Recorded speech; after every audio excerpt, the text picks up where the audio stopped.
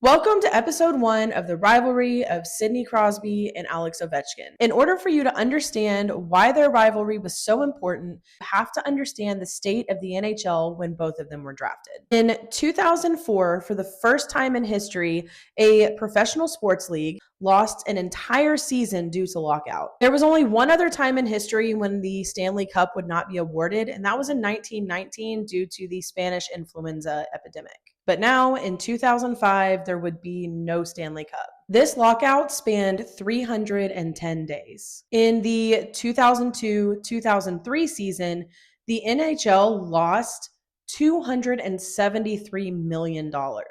At the time, there were only 30 teams in the league, and out of those 30 teams, 19 of them lost money. 76% of all of the dollars spent were being spent on player salaries. At this time, the NHL had a contract with Walt Disney to show all of the games on ABC and ESPN. The viewership of the games had declined so substantially that they were having a hard time negotiating a new contract. So their next contract ended up only being about 50% of the revenue that they were previously bringing in, due to the decline in viewership and because of the concern of a canceled season. During the span of this lockout, the NHL lost $2 billion in ticket sales, etc. Collectively, the players ended up losing about $1 billion, but actually some of them ended up doing okay because they knew that the season was going to be canceled and they signed with leagues in Europe and went over there to play. The reason for the lockout was because the NHL Players Association and the NHL were working on building a new collective bargaining agreement. A collective bargaining agreement is essentially a binding contract between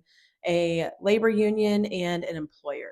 What does the salary look like? What do the hours look like? Working conditions, all of those things. So by the end of this lockout, people really felt like the league and the owners of the teams really came out on top. There was an added salary cap. This was not only to control the amount of money that the league was losing on salaries, but also to create a more even playing field. There was also a significant change in the league rules. Prior to this lockout, we didn't have shootouts after overtime. That was added in an attempt to create a more exciting product for viewers. ESPN actually opted not to renew their contract with the NHL.